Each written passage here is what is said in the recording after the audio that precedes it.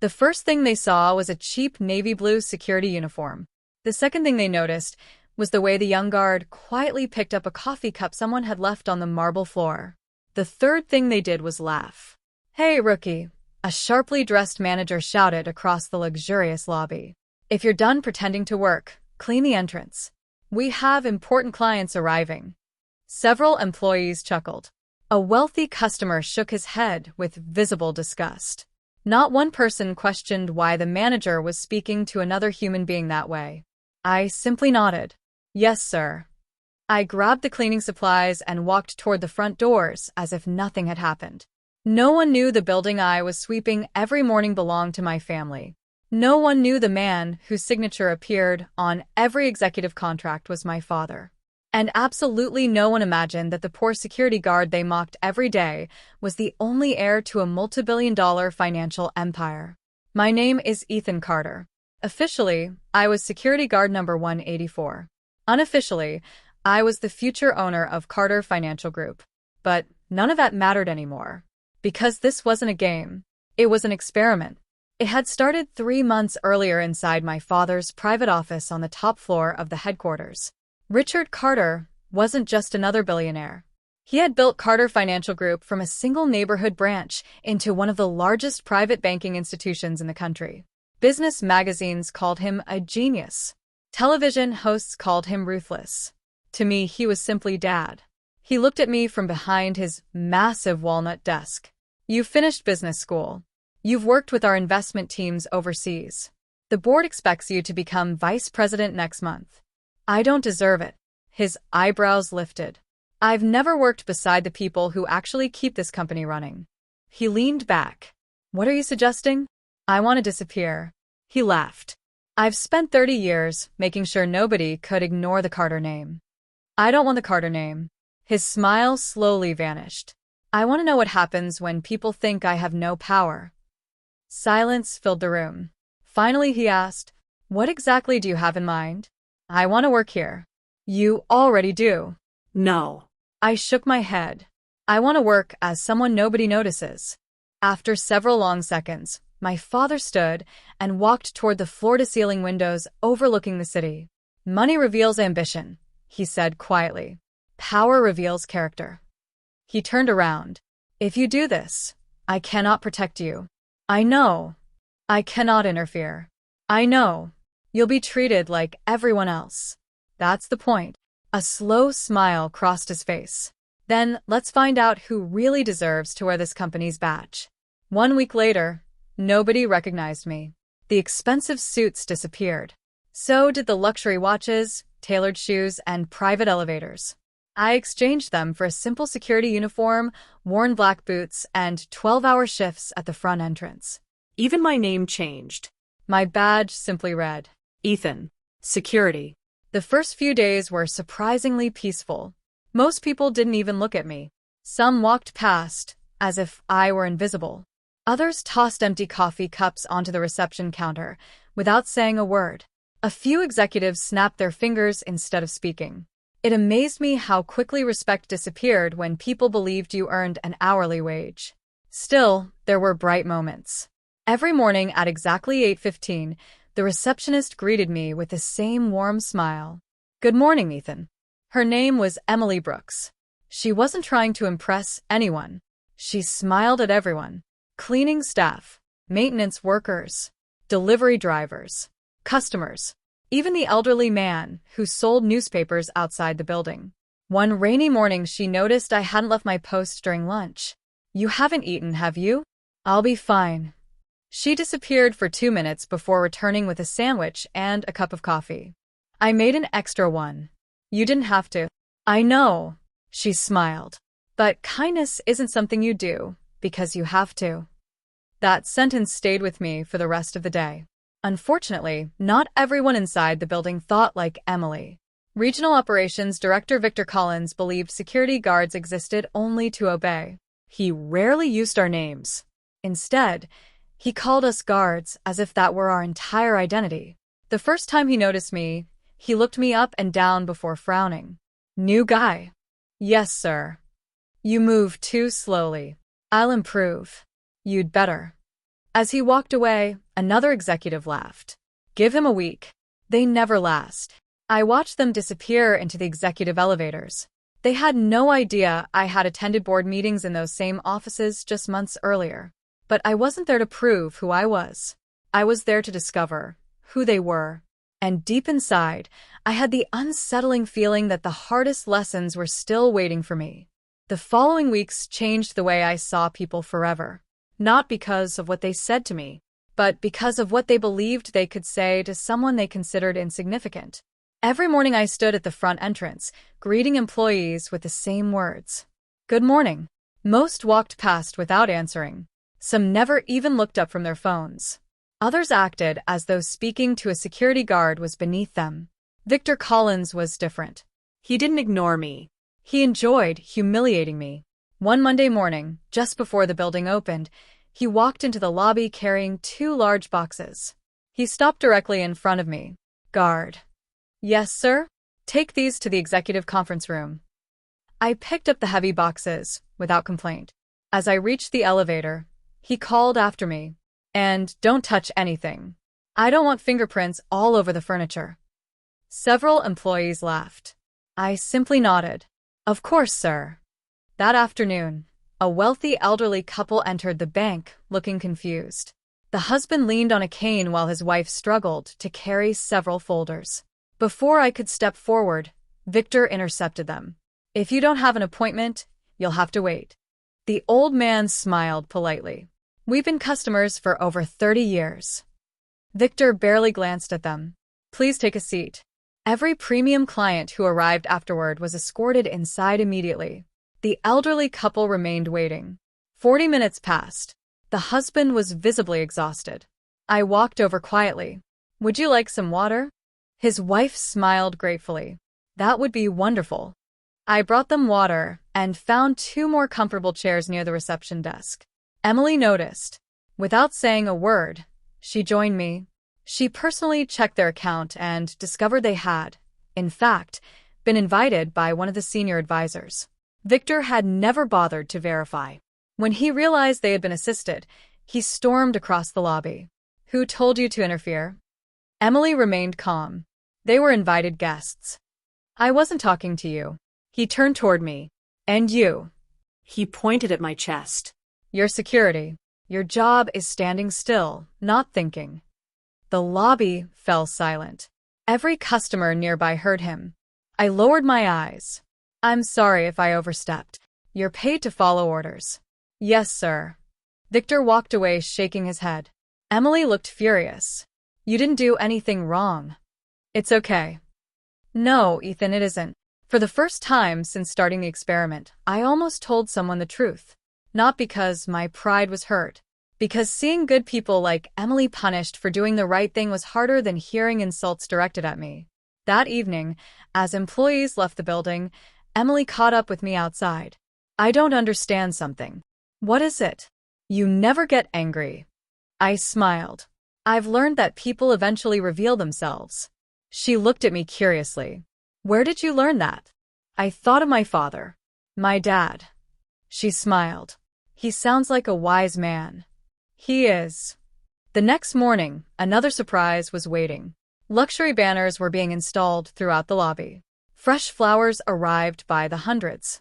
Workers polished every marble surface until it reflected like glass.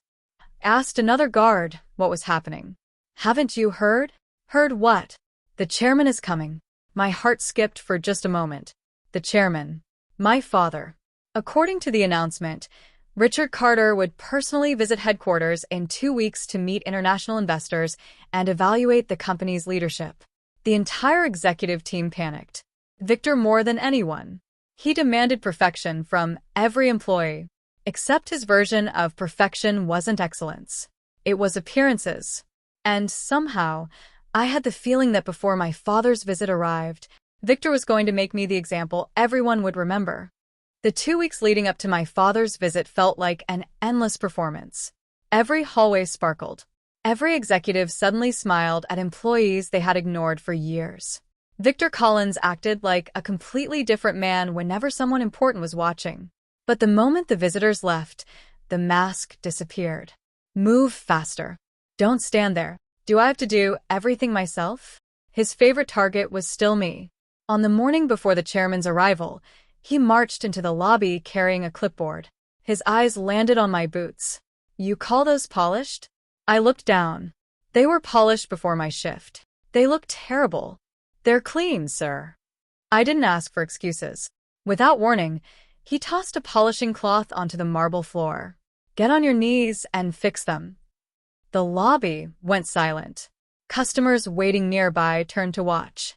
A young employee lowered her eyes in embarrassment. Emily froze behind the reception desk. For a brief second, I considered refusing. Not because of pride. Because I knew humiliation like this poisoned everyone who witnessed it. Still, I slowly bent down. Not to polish my boots. To pick up the cloth. I stood back up and calmly placed it on the security desk. They're already clean, sir. Victor stepped closer. So, now you're arguing with management? No, sir. You think wearing that uniform makes you important? No. It makes you replaceable. A few nervous laughs echoed through the lobby. Victor smiled, satisfied. That's better. He walked away as though he had won. Emily approached me a few minutes later. I can't believe he did that.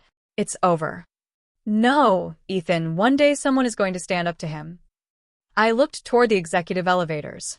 They will. That afternoon, another security guard called in sick. I volunteered to cover the evening shift. As the building emptied, I walked through the executive floor making my final security inspection. One office door had been left slightly open. Victor's voice echoed from inside. Once Richard Carter leaves, the promotion is mine. Another executive laughed. No competition? Victor smirked. The board only sees numbers. What about the complaints? They disappear. And the staff? They're employees. He shrugged. They don't matter. I quietly continued walking before anyone noticed me. Those few sentences explained everything. The bullying, the arrogance, the obsession with appearances. To Victor, people were tools. Nothing more. The next morning, headquarters looked more like a luxury hotel than a bank. Fresh flowers lined the entrance. A red carpet stretched from the front doors to the executive elevators. Luxury vehicles arrived one after another. International investors stepped out wearing tailored suits. Television cameras waited outside. Every executive stood perfectly aligned near the entrance. Victor adjusted his tie for the 10th time. Then he noticed me. What are you doing here? I'm assigned to the front entrance today. He stared at my uniform with disgust. Absolutely not. I was scheduled. I don't care who scheduled you. He lowered his voice. The chairman is about to arrive. Yes, sir.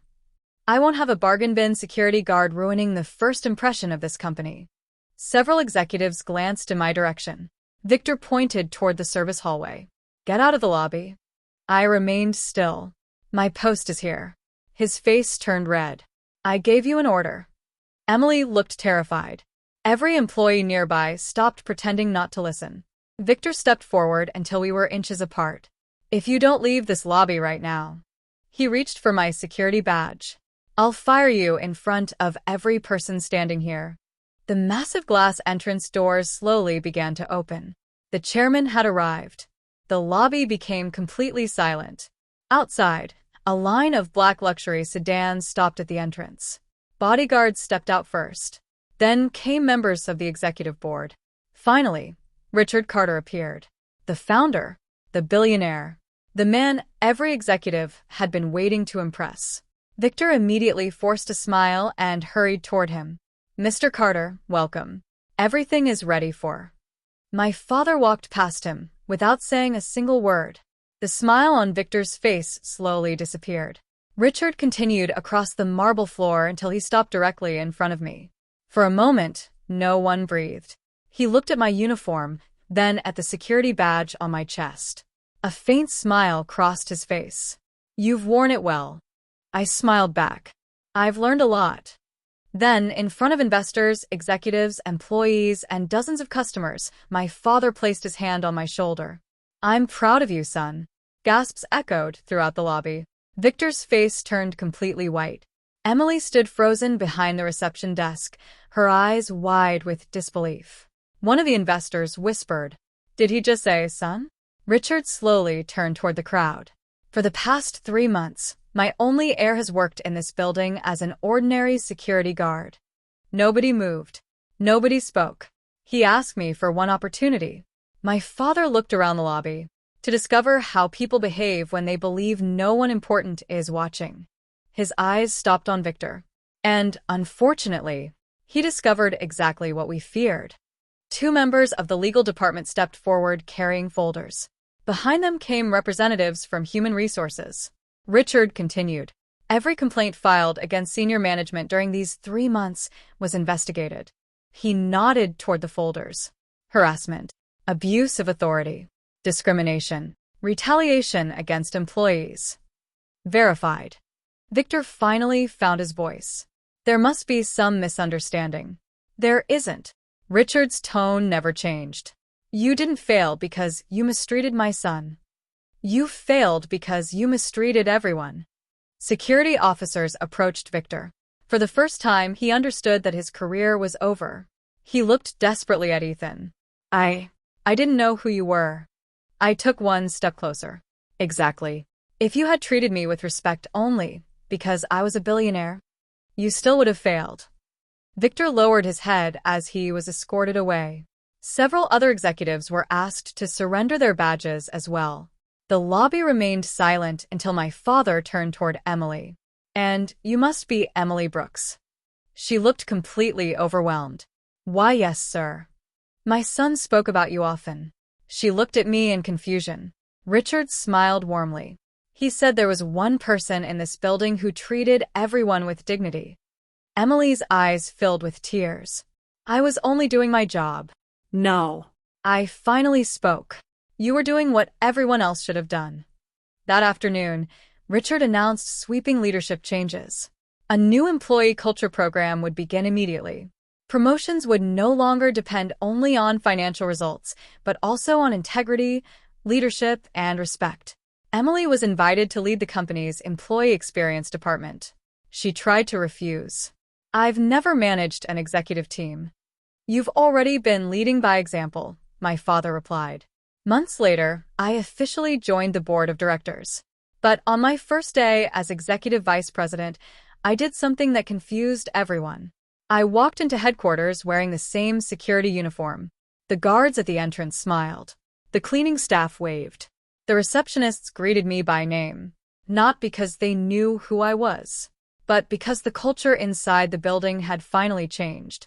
Before going upstairs, I carefully placed my old security badge inside a glass frame in the lobby. Beneath it, a small plaque read, "Character is revealed by how you treat those who can do nothing for you." Every employee who entered the building passed those words, and none of them ever forgot why they were there.